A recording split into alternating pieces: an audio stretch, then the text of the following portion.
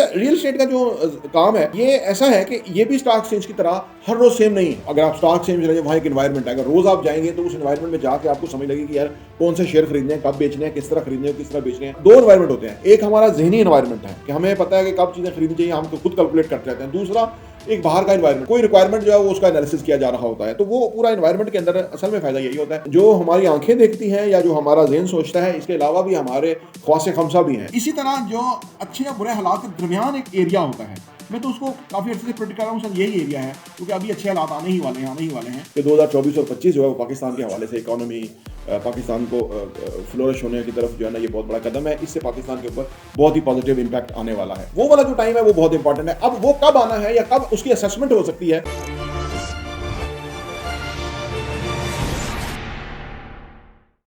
Sir, आजकल नए लोग प्रॉपर्टी के बिज़नेस में आना चाहते हैं। उनके ख्याल में कुछ अर्सा हम अगर किसी प्रॉपर्टी एजेंट के ज़रिए सर जॉब करें तो उनको जो ना इनिशियल जो स्टार्टिंग नो हाउ वो हो जाती है, तो वो इस काम में आ जाते हैं। क्या ये काम इतना ही आसान है या इसमें कुछ टेक्निकलिटीज़ या एक्सपर्टीज़ की रिक्वायरमेंट है?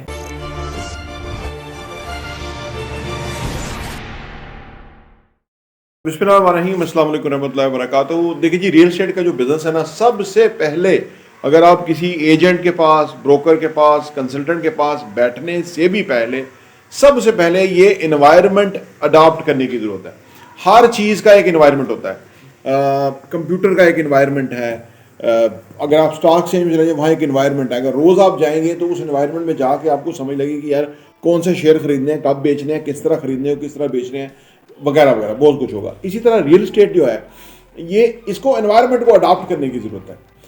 दो एनवायरनमेंट होते हैं। एक हमारा जहनी एनवायरनमेंट है कि हमें पता है कि कब चीज़ें खरीदनी चाहिए, हम खुद कैलकुलेट करते रहते हैं। दूसरा एक बाहर का एनवायरनमेंट है। अगर हम उस जगह एजेंट के पास होंगे तो वहाँ क्या होता है, वहाँ हर वक्त कोई सेल परचेज हो रही होती है, कोई असेसमेंट दी जा रही होती है, कोई डील जो है फाइनलाइज हो रही होती है, कोई रिक्वायरमेंट जो है वो उसका एनालिसिस किया जा रहा होता है। तो वो पूरा एनवायरनमेंट के अंदर असल में फ़ायदा यही होता है कि वहाँ बंदा ज़्यादा जो है ना एक्यूरेट हो जाता है, फोकस हो जाता है, ज़्यादा जो है ना वो कॉन्फिडेंट हो जाता है, ज़्यादा उस एनवायरनमेंट में रह के बंदा ज़्यादा लर्न कर लेता है। क्योंकि एक बात याद रखें, जो हमारी आंखें देखती हैं या जो हमारा जहन सोचता है, इसके अलावा भी हमारे ख्वासे खमसा भी हैं। जिस चीज़ को हम फील करते हैं, टच करते हैं, देखते हैं जी, सूंघते महसूस करते हैं, वो चीज़ें सारी हमारी जो है ना ज़्यादा याददाश्त का हिस्सा बनती हैं।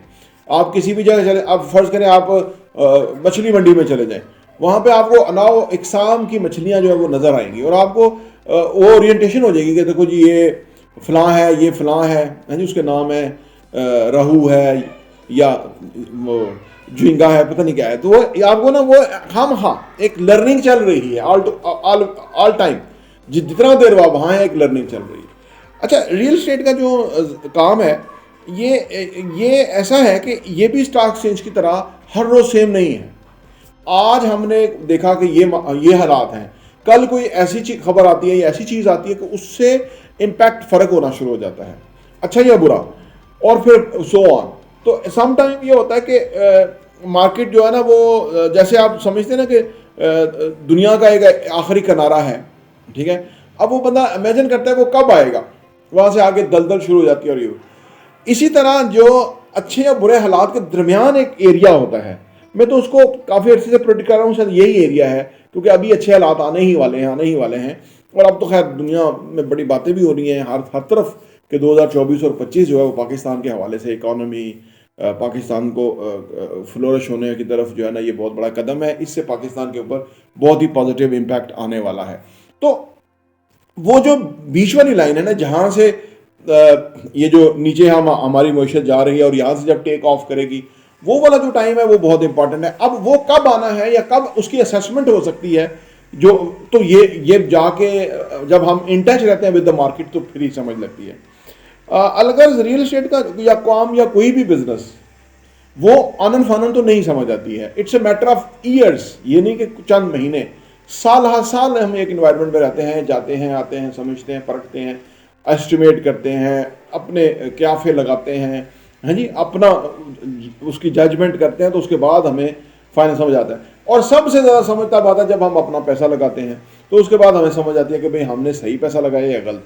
अगर सही जगह लगाया, उससे फ़ायदा हुआ, तो हमारा कॉन्फिडेंस आया और हमने सोचा कि अब हम इस डायरेक्शन में पैसा लगाएंगे, और जहाँ हमें नुकसान हुआ तो वहाँ हम सोचते हैं कि नहीं, इस पे नहीं लगाएंगे। तो अलगर्स बेशुमार चीज़ें हैं जो कि किसी भी बिज़नेस की को समझने के लिए, उसमें अंदर आगे जाने के लिए, उससे फ़ायदा उठाने के लिए और उस पूरे सिस्टम को अडॉप्ट करने के लिए रिक्वायर्ड है। प्रॉपर्टी यूनिटी देखने का बहुत बहुत शुक्रिया।